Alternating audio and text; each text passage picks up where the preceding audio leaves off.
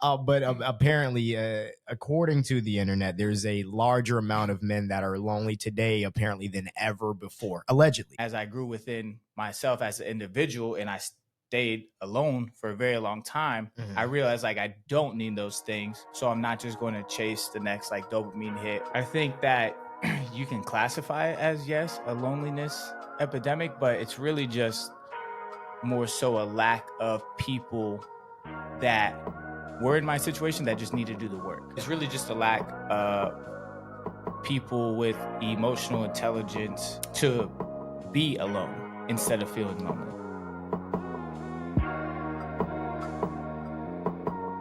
Welcome back to another episode of The Real Deal Podcast with myself, Mr. Brandon Haley, and our very special co-host. I was going to say guest. Our very special co-host of The Real Deal Podcast, Mr. Cleon Deal. Hello. Happy to be here. Welcome back. Welcome back. It's been a little while since we've been yapping. And since then, Cleon has turned another year older, another year wiser. So give it up for my man, Mr. Deal. Yeah. He is now officially Unc status. I don't know if that's what we. You're 30 years old. Yeah. I've been an uncle for quite some time. I don't know. Okay. All right. I've been an uncle since I was in my early 20s too. Something like that as well. Yeah. But like an actual legit uncle. Yeah. But you had a good birthday. You did some crazy fun stuff. He went to a birthday dinner with all his friends, and I didn't even get invited. We didn't do a podcast episode, and I didn't get invited, so it was kind of crazy. I didn't set up the invites. Yeah, so I might have a bone to pick with the person who was supposed to send the invites to Cleon's friends for his birthday. But you know, right down the street too. That's the craziest part. I won't cause a scene today. I literally passed the place we went to dinner as I was on the way over here. I was here last week. Yeah. Other than that, we haven't yapped. I feel like it's been 2 weeks, because then before that I had a wedding. Correct. Something like that. So we still uploaded an episode. So it's been like every other week. So I guess during the holiday season we'll do every other week. We kind of had that conversation. We're like, oh, we'll No, you had that. I mean, I'm saying like we kind of had that conversation with chat, you know, like saying like, hey, we might do this. This was just some circumstantial things. Yeah, and it's holidays, and you know, we did a full year nonstop, didn't miss a single week, uploaded every episode every Saturday. So episodes will be every Saturday or every other Saturday, but no later than every other Saturday, worst case. After the holidays, and depending on travel and stuff, I know I do got to travel up in January, but after the holidays and stuff, we'll get back to the once weekly and still try and go live. Even if we don't post the episode, we'll still try and go live every Saturday at 7. So if you want to be a guest on the show, I know we got to reach out to people. We made a list. We checked it twice. We're going to... You know, while we're on the subject of guests, you know, please, you know, if you are going to inquire and, you know, we are going to accept, show up. Please. We've had multiple people ask us to be here and then not be here when it was time to be here. That does happen very often. And guys, we do it on Saturdays at 7 p.m. Eastern time. Saturdays at 7. We kind of just like keep it engraved in your brain. Saturdays at 7, we are live. So if you do want to be on the show, yes, Saturdays at 7, Tampa, Florida. Be there. Yeah. It's but yeah, I'm not going to say like that it's mostly women that plan it and then don't show up and follow through, but it is. And since we're on the topic of women, I guess we do talk about women a lot. I sent Cleon this funny AI video of women. He does not want to talk about that. We're going to talk about that at one point in time. Brandon has an unhealthy attachment to AI, guys, and we need to really get in front of this before it gets too far. Before I have one of those. Before AI you have one of these things in here, I'm telling you, they're going to do the setup. I've seen iRobot way too many times. I'm gonna Great be movie. just like Will Smith in that thing with Brandon, have some robot walking around here. There's some robot girl who happens to be also his type. Funny how that works out. I'm not doing. I can't. Funny how that works out. Yeah, they're making them where you can have your robot look just like how you want them. Yeah. So yeah, I don't know, man. I don't know. That's going to be an interesting. Whenever they are released, that's going to be very interesting. Yeah. But without further ado, I have no idea what we're talking about. Cleon said we're going to talk about something today, so we are going to yap about it, and then maybe if we got time, we will talk about some other things. Yeah. So first, first thing, actually, I want to ask you a question. We love questions. I have no idea what we're going to be talking about. Let's do it. I've been hearing this term a lot, and I just wanted to know if this is something that applies to you, or if you feel like it's been affecting you or the people around you. Weaponizing competence? No, not weaponizing competence this time. Not this time. This one, I was informed via the internet that we are in a male loneliness epidemic. Have you heard of that? Oh, yeah. So they actually, like, somebody responded to you on that. Someone said the same thing in one of my they're like, this is why men are in a loneliness epidemic, or they'll say, they're clearly not lonely enough, or things like that. So they're lonely, and then that's causing what kind of issue? Well, they're saying that men are complaining. There's a widespread complaint of men about being lonely, and the reason why they're lonely is obviously due to no fault other than their own. Basically, is what they're saying. But the AI robots are about to fix it. Okay, hold on. Let's settle down. Let's focus. But apparently, according to the internet, there's a larger amount of men that are lonely today, apparently, than ever before, allegedly. And I just wanted to know, kind of, what are your thoughts on this? Is this something that you've seen in your everyday life? Like, what does this, does this resonate with you? I mean, it's kind of like when we were talking to your sister a couple weeks ago when she was on an episode. By the way, that episode drops today. She was saying, like, when do you find the difference of like loneliness, lust, or when you're in love? So I think that people feeling lonely is just part of them, like, having to get to know themselves. Like me, in my younger years growing up, like I felt like I needed companionship, right? Like I needed to have a girlfriend, or I needed to have a roster, starting five.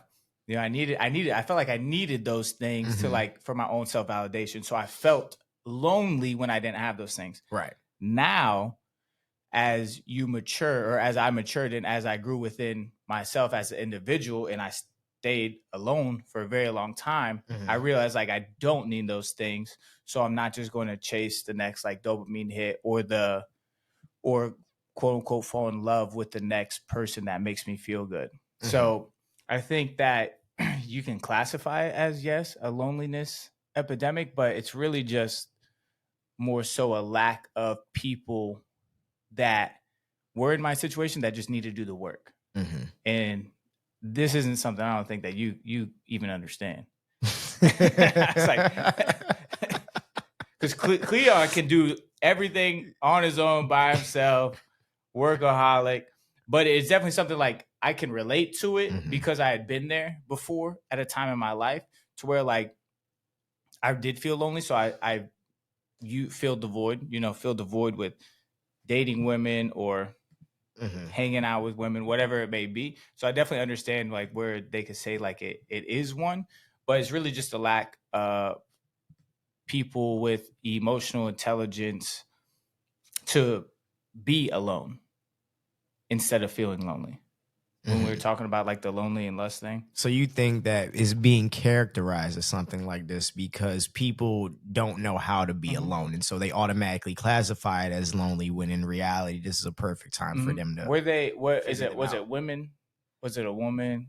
Basically, like, what was the context of it, though, being used? Because I'm just, like, kind of generalizing the whole.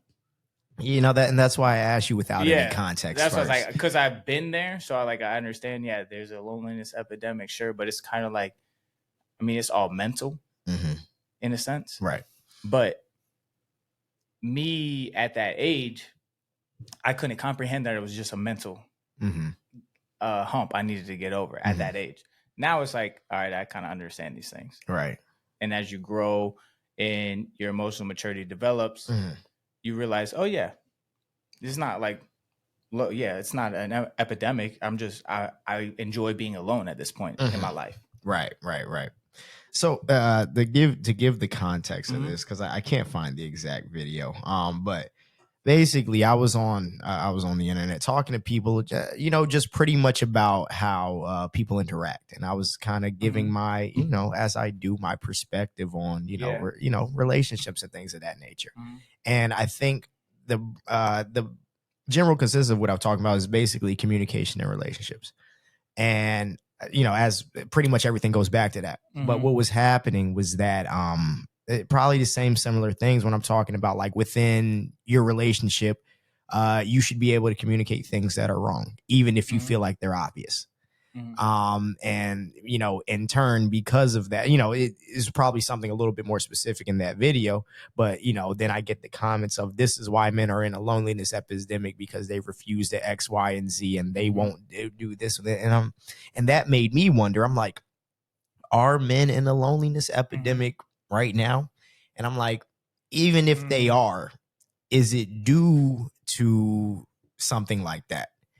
But if they're saying, well, I mean, like, what does that exactly mean, though? Like, do the men feel lonely? Or, well, that's what apparently, like, women are abstaining from men, so now that's the epidemic because men are not smart. Like, so according to apparently what a male loneliness epidemic is basically the widespread general consensus that a bunch of men are feeling lonely. So they have a lack of meaningful relationships, or lack of any relationships at all, or lack of contact, I guess, with the opposite sex or whoever it is that they're attracted to for whatever various reasons. So apparently men right now, like I said, I don't know where the studies are on this. Right. Somebody says something, then it catches on. There's a bunch of sayings, by the way, like, that just catch on, like weaponized incompetence, like the whole which one did I see? Gosh, I just saw this. Definitely the loneliness epidemic. I saw this one where this girl was making this video and she asked a very good question. She said, men, I have a question. I've been, is this something that women just tell themselves, or is this something that is real, where we say that men don't approach women because, he's intimidated by her? And I was like, that's an interesting question, because I've never been intimidated about something like that. But, things like that people that you hear a lot. Oh, he's just intimidated by you, or other things like men cheat because they're insecure. And that's the only reason why that's the main reason why they cheat. But women cheat because they aren't getting what they need. Like a variety of things that we hear that just kind of catch on. So that, I think this kind of fits in with that thing that I don't know if somebody just decided men were in the loneliness epidemic. I don't know where the census was. I wasn't involved in it. Yeah, I'm not sure if it's like supposed to be. I mean, I'm sure the connotation was it's supposed to be something that's negative towards it. Chat, what is a loneliness epidemic in regards to the male species? Well, I Googled it. I got you, right? I know how much you love AI. The male loneliness epidemic describes a growing trend where men report fewer close relationships, less emotional support, and increased feelings of isolation, leading to serious health risks like depression, suicide.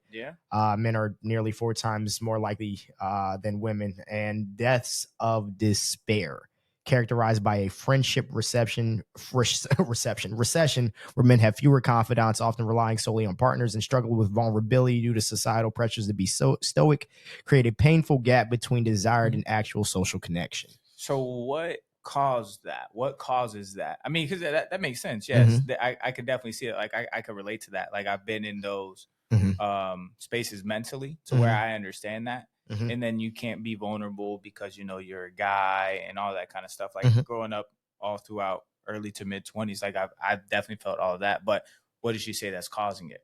Oh, they're saying men are causing it on themselves. That's what they're saying. I agree. I have my own theory. Yeah, I mean, I agree too. But I mean, it comes back to everything that we always talk about too, is like how you were raised and stuff. But yeah, your own personal decisions too. When we talk about like the peer pressures of your groups and stuff, like going through college, I would just sleep with good looking girls just to be like the cool guy, you know, like little things like that. So yeah, you're doing all these dumb things, but there's always like a reason you're doing them. And then yes, it does cause you there is a consequence of it down the road, which is that is the consequence of it. When you just sleep around, you just listen to your flesh and you're not really building meaningful relationships. You're just there for the hookup. Yes, that's what's going to happen to you. But men have been doing that for ages. They weren't reporting a loneliness epidemic then. Yeah, I think I'm not sure. Social media. That's the only thing I can think of that's new. Like social media and the ability to compare yourself to multiple people at once. And you know, like we talk about how men grow up, right? Is how they're cool is if they have a lot of girls or they have a beautiful girl or they have multiple beautiful women, they have money, they have the cars, they have the house. So I guess just the ability to have instant comparison to all of that around you might also help lead to that. Because if you see somebody posting with multiple women, then you think you got to do it. I don't know. That I would imagine social media plays a role in that because when social media, Instagram came in like 2009? Around somewhere. I think we had like Facebook and MySpace a little bit before that. Yeah. But you couldn't really like see everybody's life. They kind of just had, you know, MySpace back in the day, if you guys even know what that is, listening. You know, you kind of just had your profile picture. You had your top 5 friends, 10 friends, 3 friends, whatever it may be. And, you know, like a glitter page background for people who wanted to get into coding. That was like the original AI stuff back then. And that was it. You couldn't really get a glimpse of somebody's entire life. Now you have a glimpse of that. So if you see a kid with a Lamborghini and he has a different beautiful woman every night and he's in Miami and stuff, then yeah, that could probably be like, okay, wow, I'm not like that. And I'm in Ebor with these women instead of in Miami. Probably make them feel bad. So I don't know. That would be my thoughts on it and why it could be more of a epidemic now. But I mean, I think that I think social media does play a role in it. I think that here's my thing, right? Because I don't, like I said, I don't really know. I didn't really look up whatever these studies are coming from. I don't know where it's coming from. But my theory, and this is, so I'm just talking out of wherever right now. So take it with a grain of salt. But basically what I think it comes from, I think it's kind of like the generation a little bit behind where we are, right? That is kind of more social media based. Yeah. I think that I think it does play probably the largest role in it is because everything is online now. So because let's say if there is in fact a male loneliness epidemic, everything is online now, right? So we've been online and, you know, women said, don't approach us in public. All right, cool. So we don't approach you in public. So now every man is trying to shoot their shot in every girl's DMs on however many apps that we have. It does work. It may be, but you're going to have to shoot a lot of shots to get that one, right? And we should do a masterclass on. We should not. I'll do it for you guys. And so what happens, I think, at that point is that we, number one, lack social skills because I think that especially with this younger, this generation, even some of the older stuff, people are kind of, the role models are changing in terms of how people are interacting with women. Like, we have the people that we see in the financial services industry, but also like watching like these streamers, which is a huge thing right now, right? Yep. And watching how they go and they interact with women.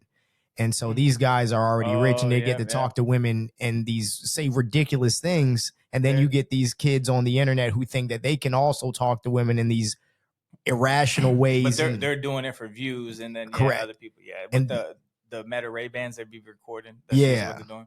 They'll be overtly sexual when they're talking to women off of first encounters. But usually the people that are doing that are usually like not weirdos. Yeah, they're losers.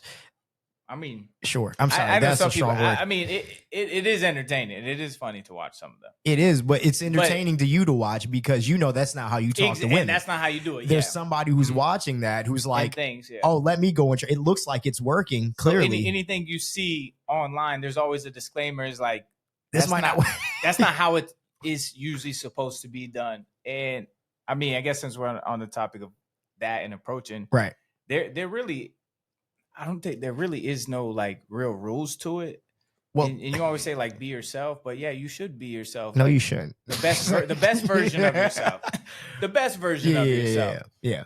But you shouldn't really try, if you're going to approach a female, you shouldn't really try and be or express that you're somebody that you're not or things like that. Just be the best version of yourself. Don't just be you, but be the best version of yourself when you're doing that. Now, so the other side of that, right? Mm-hmm. Because also every woman has an idea of how she would like to be approached, right? Yeah, and it's all different. It's all different. So all different, which is fine. Know. But the issue is that you have a guy who goes and trying to create something out of thin air to this woman, and she's like, "I didn't like that attempt," and it's like, okay.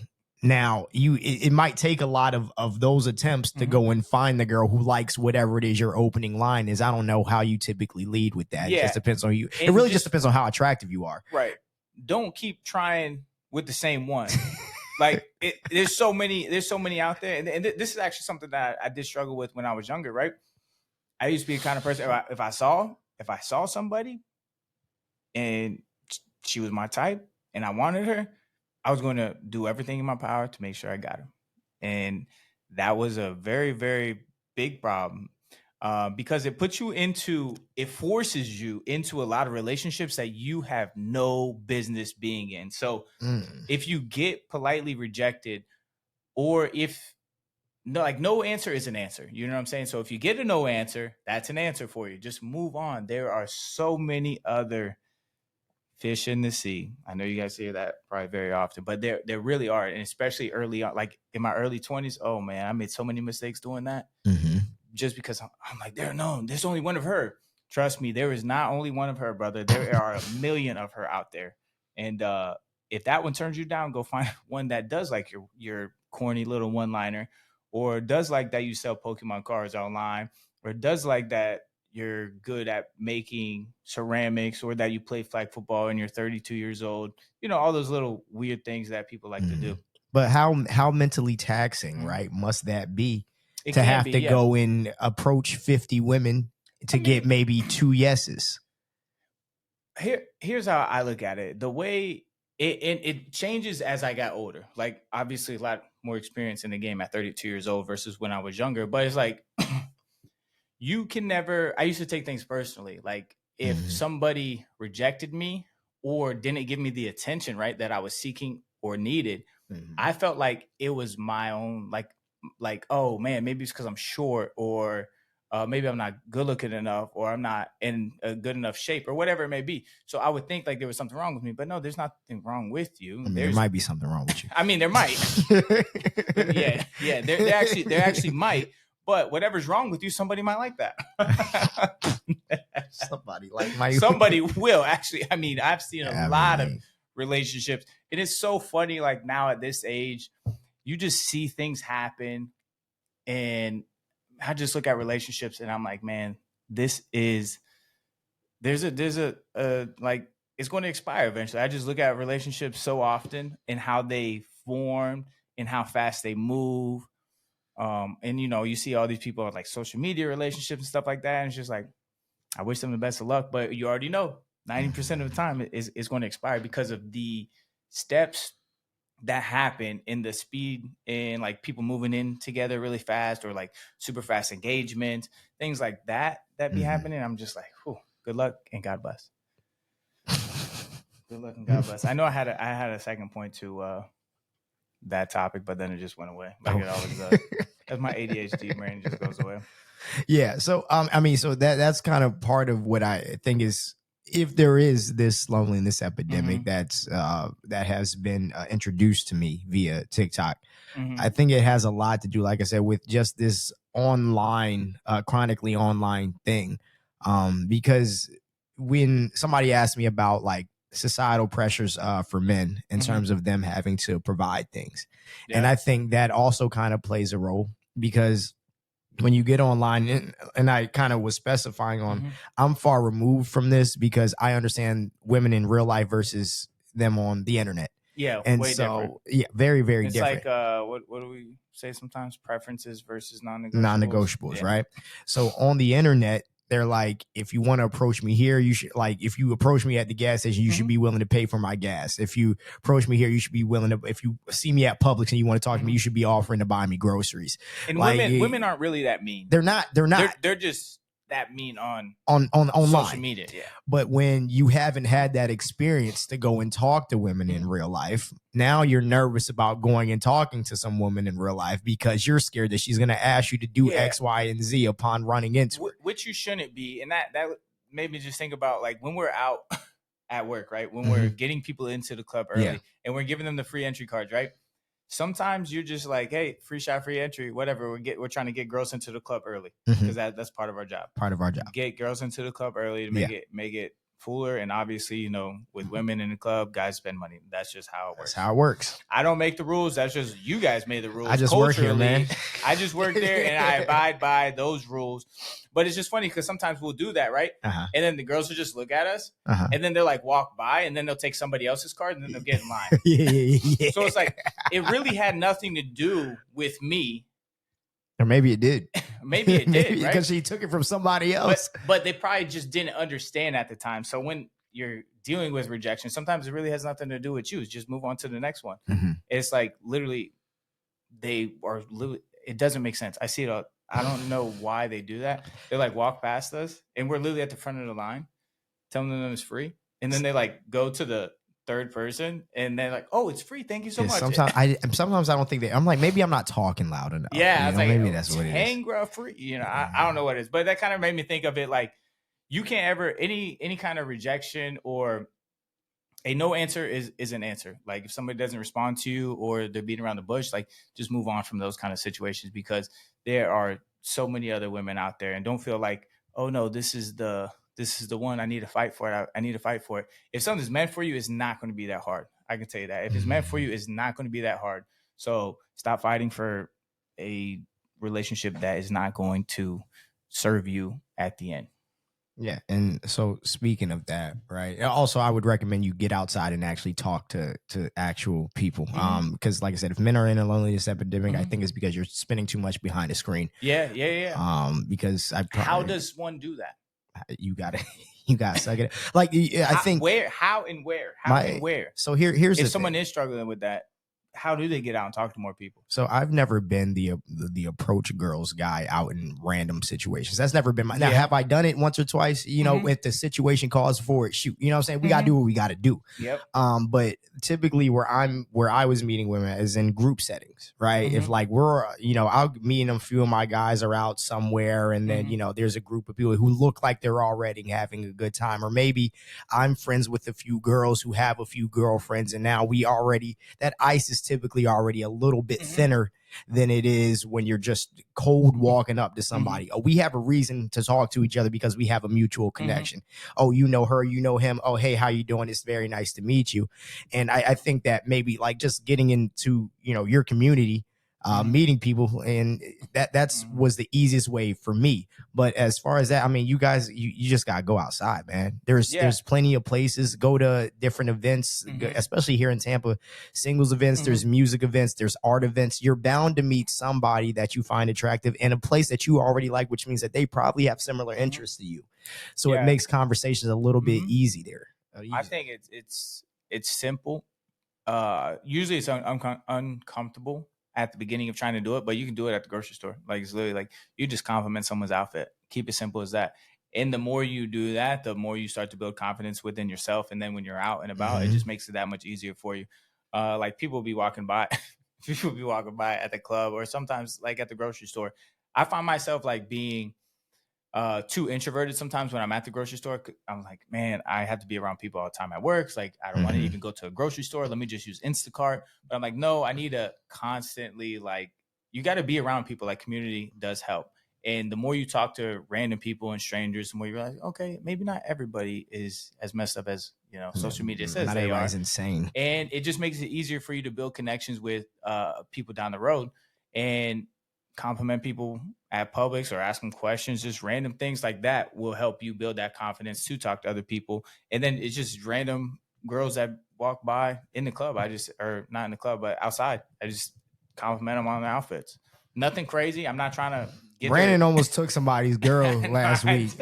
Hold on, nah. We not about to act like it didn't happen. It's not the only person's outfit. It's not the only girl's outfit I complimented. No. So here's the thing, right? Just at the time, there was this group of people walking by. It was probably like 4 girls and like 2 guys. Brandon says, "I like your outfit." Now, mind you, like there's 4 girls there. Only one of them looks over and says thank you. This happens to be the one walking next to this guy. Now, this guy was not touching her as they were walking. Soon as she said thank you, he grabs her hand to keep walking after that. But it's like I do it because like we're out there, right? We're handing out cards, right? Yeah. And it's the same thing. Nobody likes rejection. So we're handing out free entry cards. Not everybody takes it. And some people's like, no, thank you. Or some people flat out ignore you. And that's just how it works. That's like in sales, it's a number game. So sometimes you just switch it up, compliment people to get a better reaction. That's all, and it makes me feel better about myself. So that way I'm not just getting rejected by everybody walking by. Like, no, thank you. Or just not saying anything at all. So it's like you use those little things to help you, regain your confidence or build your confidence using again. a different tactic. Interesting. I mean, it was a nice outfit. Like I'm not gonna lie. I also have like zero filter at work. Yeah, it's a different place. 90% of the time. I mean, I got zero filter at church too sometimes too. Yeah, we gotta pray for Brandon and always pray for me. Always pray for me. Make sure I gotta get back in my Bible too. And that's another thing. When you put all your confidence in God too, it's like and what I've learned this year is like reading the Bible so much. I've never read the Bible before this year. I think I read like 3 or 4 full books throughout the Bible. Is you just start to realize is like what's meant for me is going to come like to me. Like, and once you start to put your confidence in God, it's like any rejection, like none of this stuff really even matters. Like the end goal is eternal life. Like we're supposed to go through trials and tribulations during this lifetime to help build our soul and spirit for who we're going to be when we're spending eternity in paradise. Like this isn't supposed to be paradise. God isn't going to create paradise for us here. So there's going to be a lot of growing pains that we have to go through. And sometimes, male loneliness epidemic, insecurities, things like that are what we have to go through. Rejection, all of that. I'm 32, don't have my wife yet. You know what I'm saying? I thought I'd be married with kids by age 25. That was 7 years ago. I certainly didn't think he would be, but you didn't think I would be? Well, I did when I was in high school because dating a high school sweetheart and stuff. After that, I turned into a little crazy. College happened, and you get into that mindset of like, oh, girls are the same. Shout out Juice WRLD, all that kind of stuff, and then you're like, all right, I'm done with this. Then you have a bad one, you're like, done with this. Then you get into a good one that turns bad. You're like, I'm done with this. And then you just, you find God and you read the Bible. You're like, all right, hey, your timing, not mine. Your will, not mine. Your will be done. I'll be good. So now you said something a little bit earlier about relationships serving you. Now, so this is a perfect segue into something that I was talking about online here. So I said something that so I was asking about basically why people get together and why people stay together. And I was talking mainly about like you guys have to be able to essentially service each other. I'm like to get in a relationship and marry somebody who can't do anything tangible for you or even intangible. It doesn't really make a lot of sense to me. And I think the main thing that I was hitting on was like the physical things. And then someone brought up a good point, because obviously when you ask a man what he's looking for, I'm looking for a woman to do X, Y, and Z. When you ask a woman what she's looking for, I'm looking for a man that's kind and compassionate and these, those things. And somebody brought up a good point. in terms of like how we see the things that we're looking for. It seems like the things that we're asked to provide, because men are asked to provide, oh, we got to be able to pay for this and take care of the house or whatever it is. So I want somebody that can service me in a tangible manner. But then when women, hey, we want you to be somebody who's there and be, a safe space for me and, blah, blah, blah, blah, blah. Women are looking for something that's more so intangible. And I was like, that's very interesting. But I'm like, I also don't think that you should be marrying as, somebody who's not going to be able to do anything physically in order to service you. And what do you mean by physical? So like in a way, I'm sorry. I mean like tangible, tangible things, because like one of the things that everybody always brings up is like income, basically. Yeah. So like we talked about that a long time ago. Yeah. So like what you bring to the table episode. Yeah, correct. And so someone made a comment on a video and said, "Oh, women's value to men is wrapped in what we can do for them." And I said, I would argue that you shouldn't be marrying anybody that can't do things for her. Like, you shouldn't marry anybody that's useless to you, regardless of what. Like, I'm like, just because they're nice and kind and compassionate, I don't feel like that's enough for you to marry him. It is for me. Like, no. Right. And that might be enough for you, but I wouldn't argue that women should do that, because of the fact that the majority of the comments that I'm getting on my videos are how miserable women are in marriage because the men don't do anything. So I'm like, if you're marrying him because he was kind and the vibes were cool, but because he couldn't do anything for you, that's why you're complaining about this now. And I mean, we see it often and stuff. It's like, people like hop into marriages like relatively fast. It's like, how well do you really know this person? And we also talked about it on an episode before. It's like, why are we expecting them to change when they've shown us this?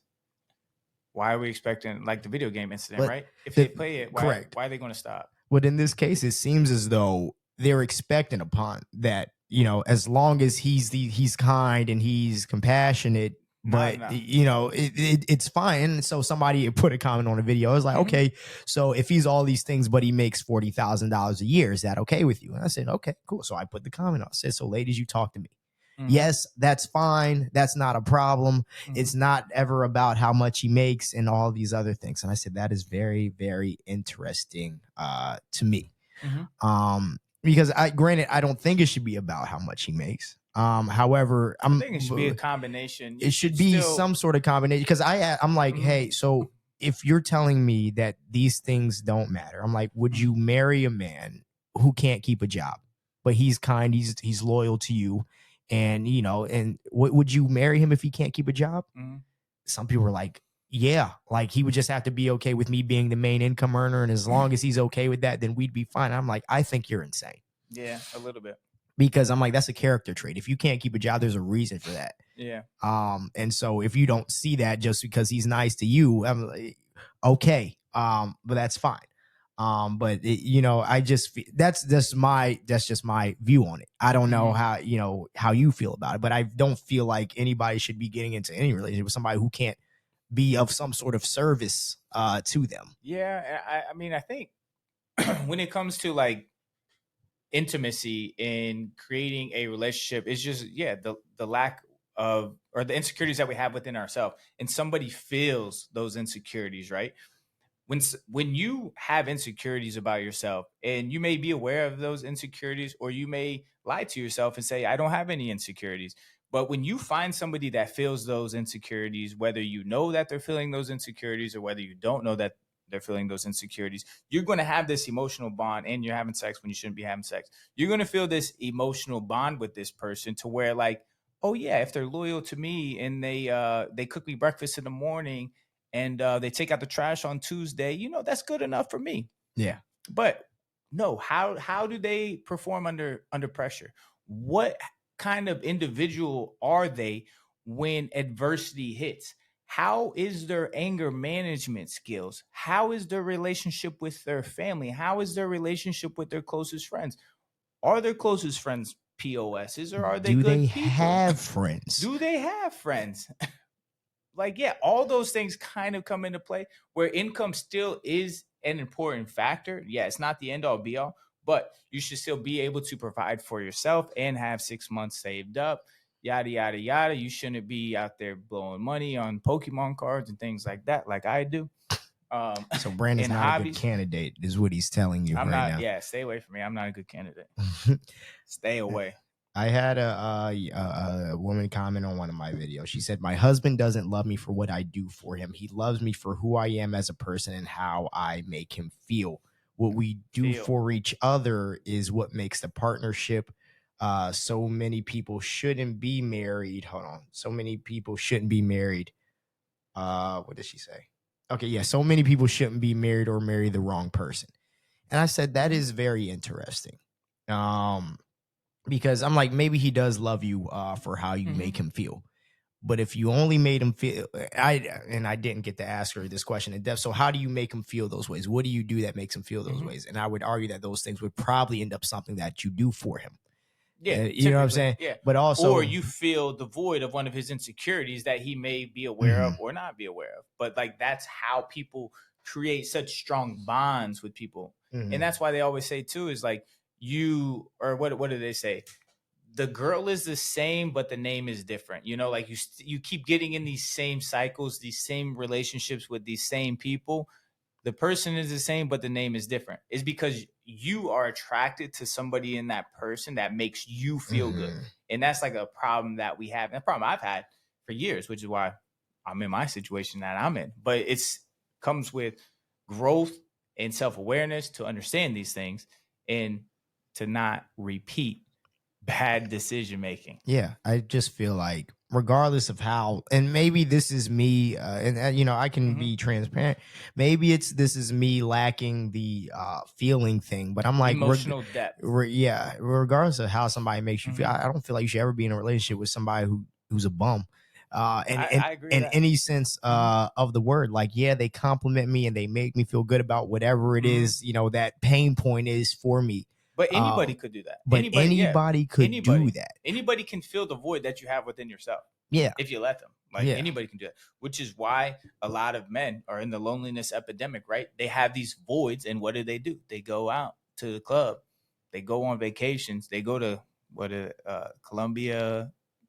What's the other one? They go to all these places to they go to all these places to fill the void that they have within themselves. But that's why they're still lonely, because they're just temporarily filling the void. And that's what happens when two empty or lonely people filled with insecurities and stuff get into relationships with each other. They're just feeling the void. They're not necessarily complimenting each other in their roles on the relationship. Then they quote unquote fall in love, and then they have problems down the road, which all relationships are going to have problems, but a lot of them are avoidable if you just don't get into the relationship with that person.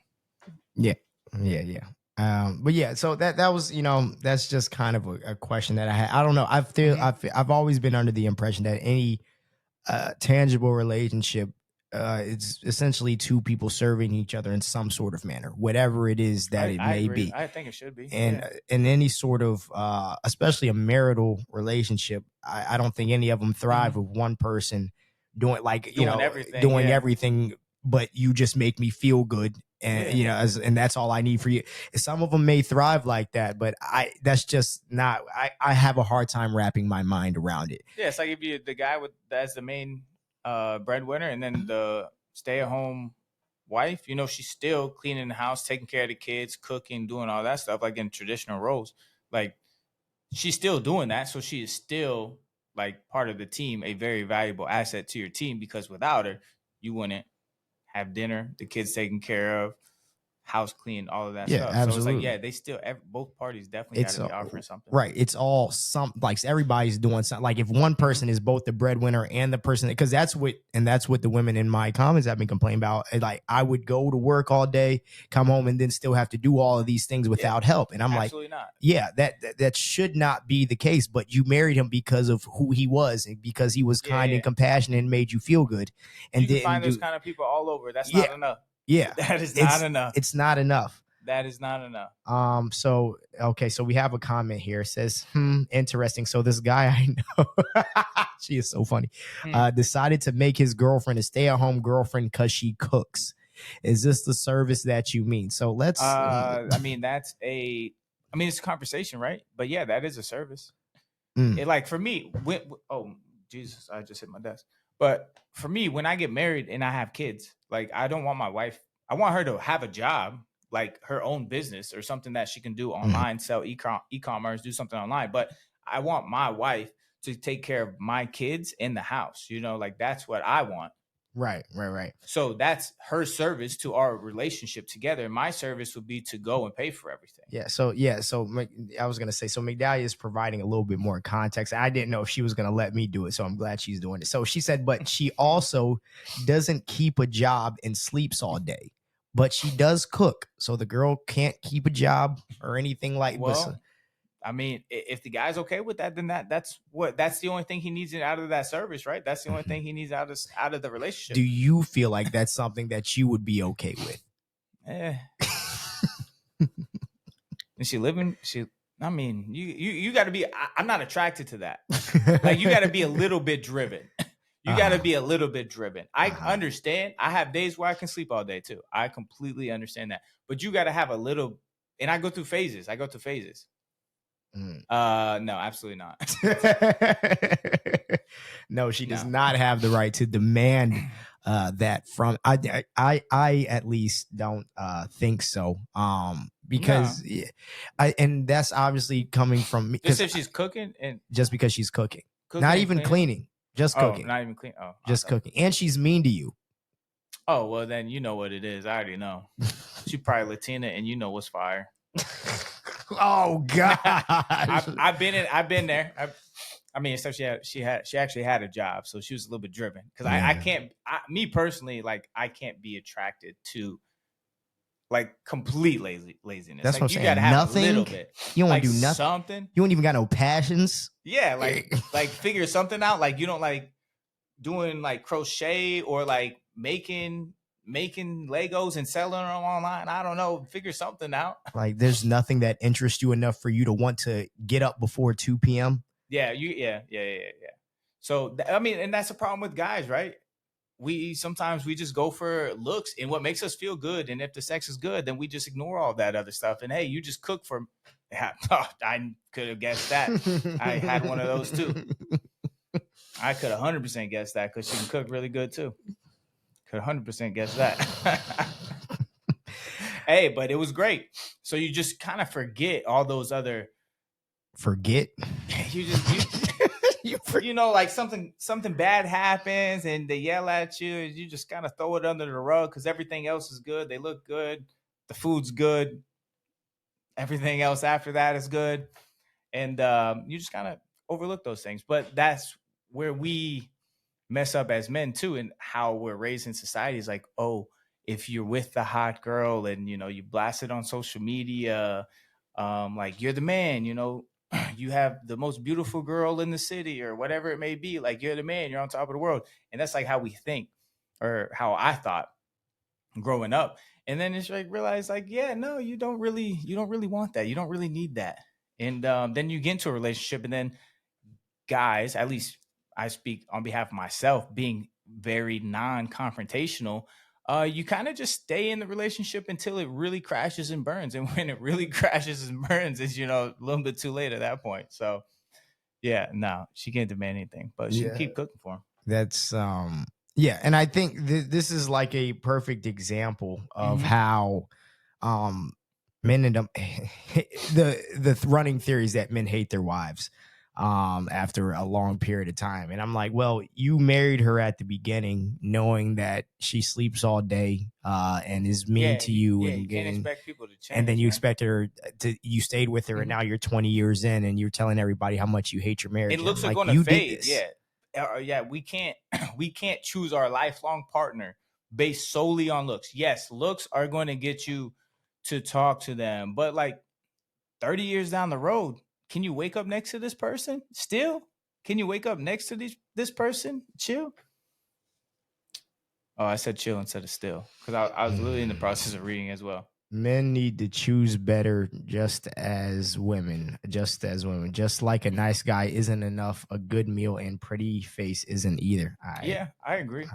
I think, at least for me, and what I've learned is, and I jumped into relationships, or I pursued them. Let me say I pursued them solely based on looks. And like, oh, looks and she's nice, right? And then when something bad happened, it's like, no, she's really hot and she's really nice to me. So like that bad thing, it didn't happen. You know, like, oh, that red flag, it's not really there. And then you just keep pursuing it because you're like, no, she's actually a really nice person and she looks great. Everything else, XYZ is phenomenal. And then you're like, yeah, no, yeah, that 1, 2 bad things that happened. No, that's not. Oh, yeah, she yelled at me. No. Oh, she did that. No, that's not bad. Oh, she can't hold a job. No, that's not bad. Because you just keep holding on to the 3 things that you think is good about that person. Yeah, that's crazy. I can't do it. You got to nip that in the bud, man. It's hard. It but is. You have to realize. But it comes with experience, and then also comes with something that like you got to be willing to have those conversations, especially at the beginning, and kind of laying some ground rules and some boundaries. It's funny. Migdalia actually reminded me of something that happened between her and I that I completely forgot happened. So there was a point. I don't know what happened between us. But she had an attitude with me. But she was also staying at my apartment. And so she was walking around my apartment silent and angry. Yeah. And in my space and she's usually there for about 3 days at a time. So it was complete silence, a bunch of mean mugs, attitude, all this other stuff. And I told her, apparently, because I forgot this happened, apparently I went there and I said, look, if you're going to be here, we need to wrap this attitude stuff up by the end of the day, because you're not going to be here disturbing my peace, have me trying to walk around on eggshells in my apartment. You live somewhere else. You literally don't have to be here. So you can go back home if this is how it's going to be. And if you want to stay here, then we need to figure it out. And apparently since then, we've never had the issue again. Simple as that. But it comes from not being afraid of the confrontation. You know, you can't be afraid to have those hard conversations with people you're in like your significant other. You can't be afraid to have those hard conversations. And tell her stop being a bum. Tell him to stop being a bum. Tell everybody stop being a bum. Whoever it may be. I mean, you know, there's good people out there. There's bad people out there. We just get so clouded within our judgment that we just react and think too emotionally. I think the other thing is that some people are just waiting for more. They're like, okay, so maybe they're gonna do this now. You can't date potential. Maybe they're gonna. You can't date potential. Maybe they're. Oh no. They just got to get used to this a little bit. Maybe they're just not fully comfortable yet. Like, no, that's literally who they are. That's it. Yeah, and you got to see the signs, and they're going to show you who they are. You just have to listen. They're going to show you. They're just going to show you. One of my biggest problems was like that. Just what you're saying there is like dating the potential, the what could be, or like you start talking about getting married with the person, having kids, where you want the wedding to be, whatever. This stuff you was talking about. You was spending some crazy game out there, man. It's crazy. I'm talking about with my exes. Oh yeah. You were talking about marriage with them. Yeah, when I stopped drinking because I was talking about marriage with her. Yeah, it would have been crazy marriage. Thank God. Brandon. Thank God. I feel like I'm going to say this. I probably would have. If anybody who knows me, if you're in a relationship, come talk to me about your significant other before you start talking to them. If Brandon came to me and said, I'm thinking about marrying this girl, I would have, hey, brother. But that's the problem. You know, not like I'm a very emotional person. We always talk about this, like, you know, the loneliness epidemic, all the things that you read off based off the Google search. Like, I can relate to that. I know you can't. So sometimes I wish, you know, I didn't have as many emotions and I could just more or logically regulate all these things as well as Cleon. But unfortunately, I don't. So yes, me understanding that now, I know like there are certain steps I have to take into a relationship and take things a lot slower. No sex, no none of that. And then you got to console your friends that think way more logically than you. And you're the one that's going to be clouded by the emotional judgment, right? So correct. Use your close friends, people that you trust, not just random people that are like, oh yeah, do that. And not your gossip friends either. Don't talk to people online about your relationship either. Don't go to Reddit. Don't go to Reddit. Don't go to TikTok. Those people are not professionals. And they also don't want you to be happy. People are so committed to being miserable online. They are so committed to it, no matter what. I posted my flag football little video, reel, whatever, because like on my main page, I'm 32 years old. I still play flag football. That's fine. It was so funny. And then I posted on Instagram too, right? And it just two comments got like super hateful, and I like one girl was like doing all this doing all this shit. Pardon my language, sorry. And he's only 4'11". I'm like, why are you doing? I'm like, did a midget hurt you? Like, what's wrong? Like, are you okay? And then I posted it on Instagram, right? And it got a lot of views. And this random like ugly bodybuilder dude commented on it like, this is gay as hell. And I'm just like, brother, have you seen your profile? It's just like him doing all the bodybuilding poses. And I'm like, dude, like your insecurities are just yelling at me right now just because I look good and you're super ugly with big muscles. Like, should have told him he's just mad he has bad hip rotation. Yeah, probably. Yeah. Your knees don't work like mine is, buddy. I see you out on the field. You're going to be the one like not being able to get up once you fall down. So, people just like to be negative, and it's just like all it is literally just a video, a flag football video. It's just a flag. It had nothing to do with anything. No negativity. No rooting for a certain team or anything. It's just me running around. Playing flag football. That's all it was. Yeah, talk to people who care about you genuinely, about your relationship. And they'll help you out. They'll at least try and lead you in the right direction. Yeah, and what is the biblical term from where there's multitude of counsel? Yeah. Listen. So if multiple people that don't know each other are saying the same thing, you should probably listen, because usually God does use other people in your life to speak to you through them. Mm-hmm. Drop the mic. So to wrap things up here, man. I guess I asked two questions here. That's kind of what we talked about. But so number one, the male loneliness epidemic, and then obviously making sure that you're in relationships that serve you. So Brandon, your final thoughts on loneliness and servitude. Yeah, well, to talk, I guess on the male loneliness epidemic, because that's something I understand and I could relate to. Mm-hmm.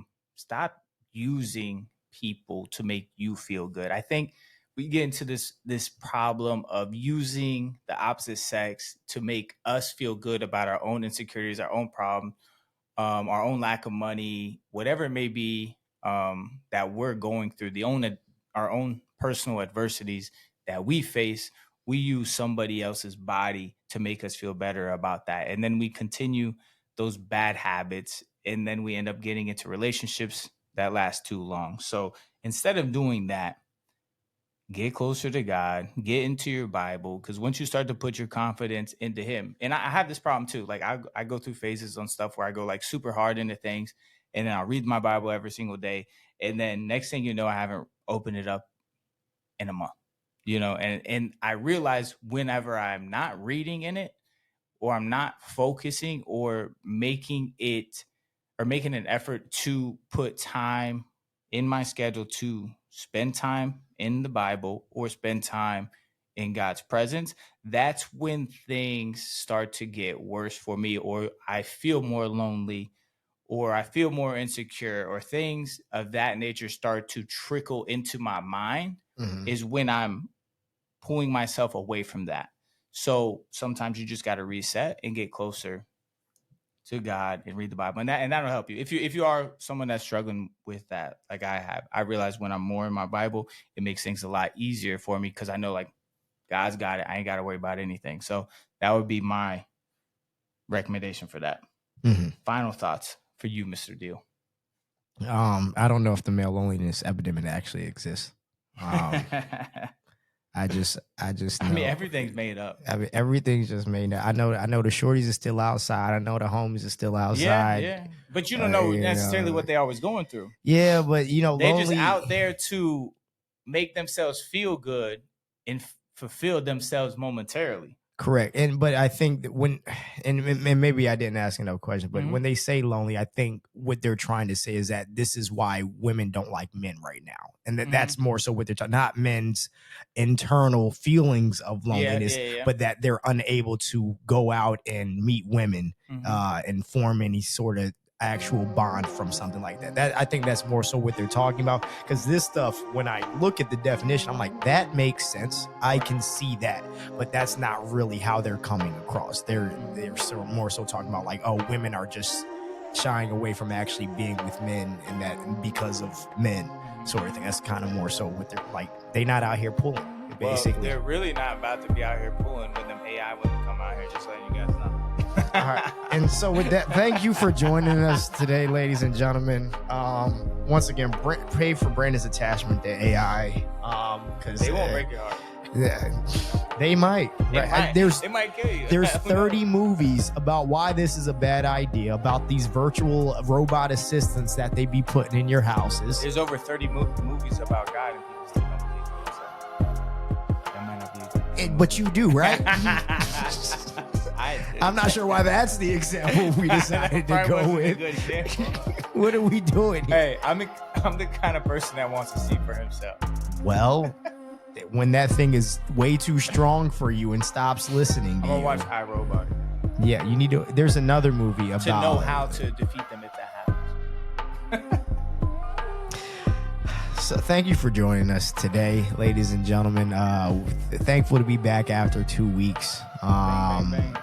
I'm going to be going home for Christmas, so I probably won't be here for that week. Yes, Merry Christmas, Happy New Year. We will see you guys we'll do another next week. We'll do a year recap on all the things that I said I was going to do and didn't do. That's fair. And maybe some of the stuff that I did do and didn't say I was going to. There you go. That balance. Balance, baby. That's just how my brain operates. So thank you guys. We love you, and we will see you next week.